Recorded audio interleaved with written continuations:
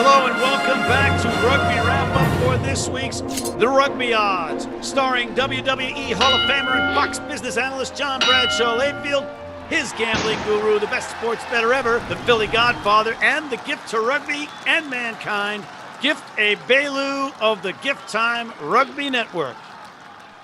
Hey, welcome back to this week's The Rugby Odds. Thank you for joining us. While my colleagues, John Bradshaw Layfield, the WWE Hall of Famer and board member for Memphis Inner City Rugby, and the Philly Godfather, the best goddamn sports bettor ever, and Gift Egbelu, the gift to mankind and rugby. While they faff in the green room, I'm just going to go through the recap of the final week of the regular season in Major League Rugby, the improbable season.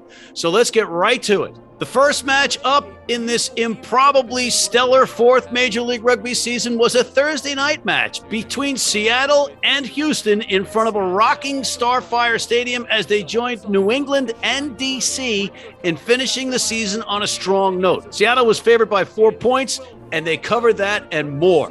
A great finish for those Seawolves fans. They deserved it.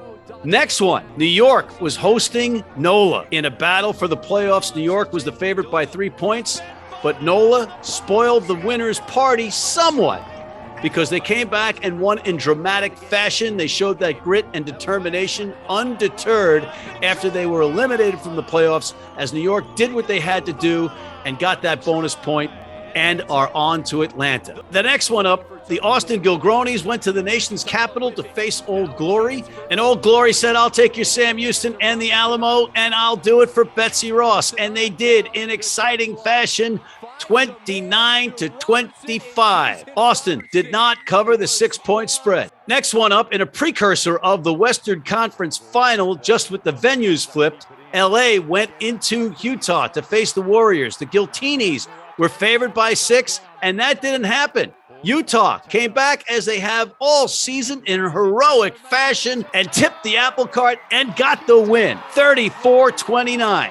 And finally, the Atlanta Rattlers slithered into Quincy, Massachusetts to face Woodgie and the Free Jacks, and wouldn't you know it, the Free Jacks made both John Adamses, check the pluralization on that, happy as they went on to win in front of a great crowd at that new great venue, 22-19 in an unbelievable match that saw the Free Jacks hold on for dear life and send their fans home happy with another great ending to a season, joining Seattle and Old Glory finishing strong. Gentlemen, I know that you were riveted by my recap of last week's exceptional conclusion to the regular season, but now I know that you're even more jazzed to give us your picks for these two playoff matches between LA and Utah and New York and Atlanta, respectively. But before we do that, I got a special treat for you. We got Mr. Steve Lewis on the horn from Rugby United New York training session to give us some insight. Steve, welcome. Steven, who's going to win? Who's going to win, LA or Utah? I think LA with all their big guns back. I think they'll be fresh. They're at home. They'll be ready to go. I think they got too much ultimately for a Utah team that is finishing the season strong. You got to give those guys credit. They've picked up some form. They're going well. I think LA will just have too much for them talent-wise. Is that too much for them, more than 7 points? Well, I'm not a betting man, but I think it'll be more than 7 points. And what about that match between New York going into Atlanta? Can't comment on that. Too close to home. Too personal. Sissy. There are rules. There are rules about my discussion. Good. All right, and there you have it. Steve Lewis, thank you for coming in and give the best to the boys. I'm rooting for you. But, guys, we got to take a quick break, but we'll come back with our picks. If you're in New York City and want to watch some great rugby, have some great food, and some great times, go to the world's best rugby pub, the Pig and Whistle on West 36th Street.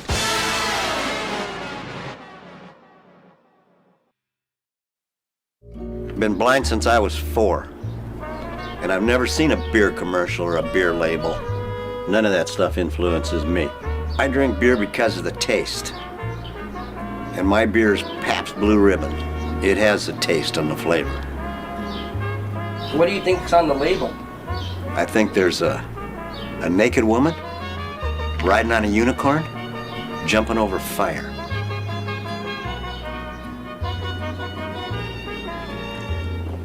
Oh, that's good beer.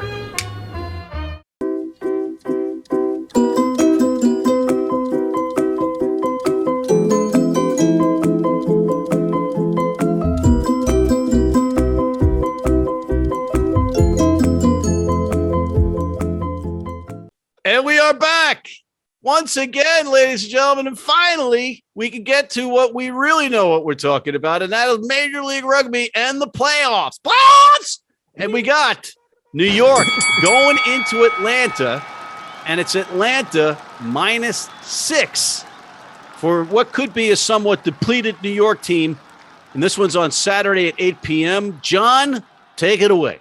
Thanks for mentioning the Memphis Center City rugby shirt, one of the best rugby groups in the world. Well, let's go. My buddy Shane Young and my buddy Gift down there knows it very, very well. Very well. Aside from that great plug for a great charity, I want to go with Stephen Lizard Lewis here, but I'm having a hard time because of the depletion that is going on with the New York rugby team. And that really worries me.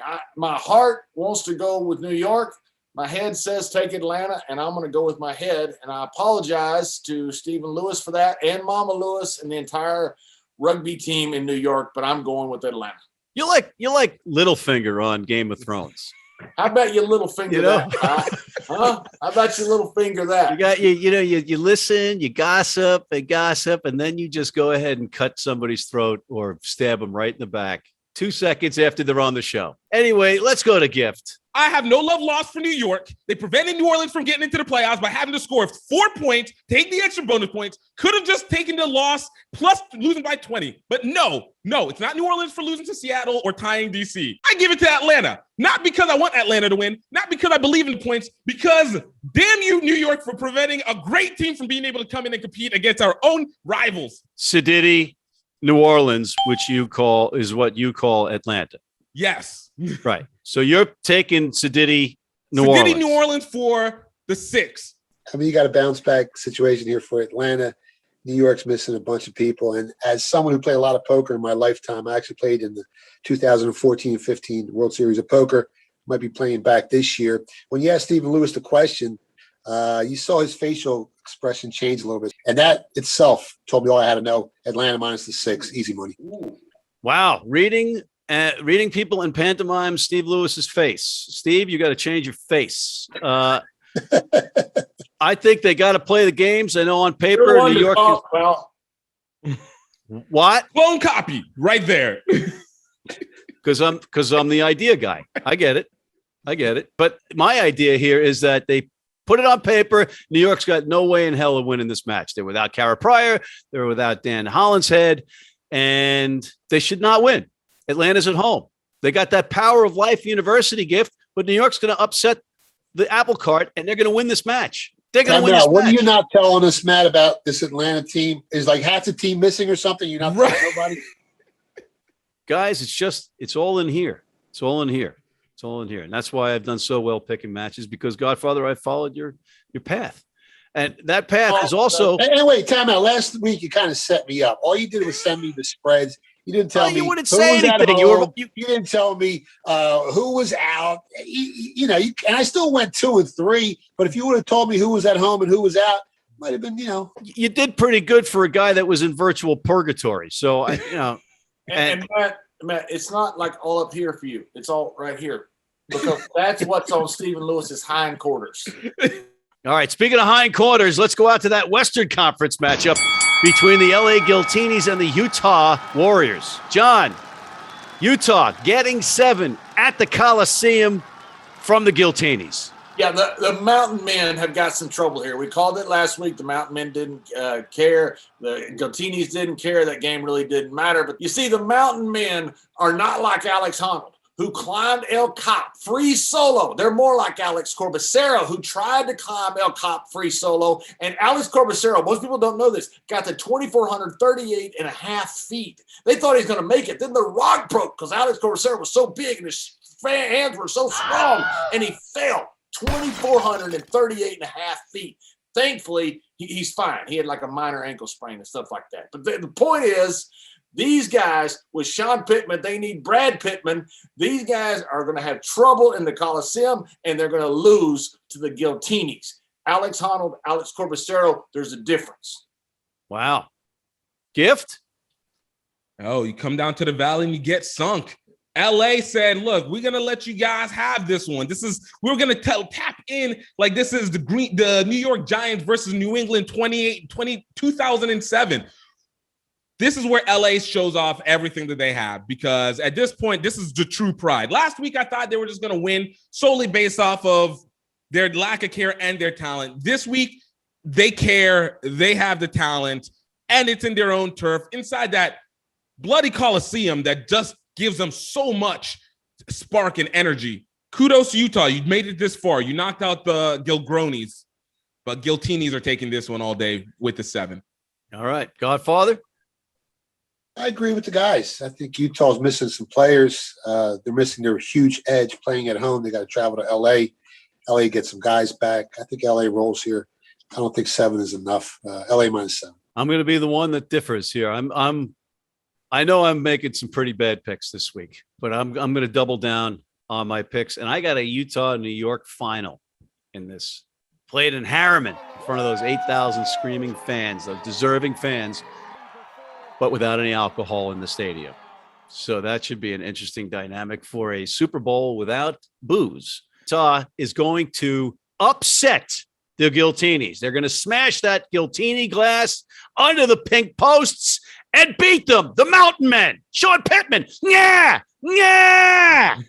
It's amazing what you can't go against if they come on your show, huh? They were getting Brad Pittman.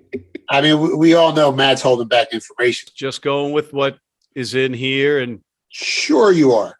And on that note, we are out of time. I want to thank Mr. John Bradshaw, Layfield, the WWE Hall of Famer, and Memphis Inner City Rugby board member, the Philly Godfather, just the best goddamn sports bettor ever, and Gift Egbelu, the gift to rugby and the gift to mankind. We hope to see you next week. But in the meantime, check out our other segments, including our Major League Rugby show, Martial Law, the Zack Attack, and please sign up for our Rugby Wrap-Up Red Cross Blood Donor Team.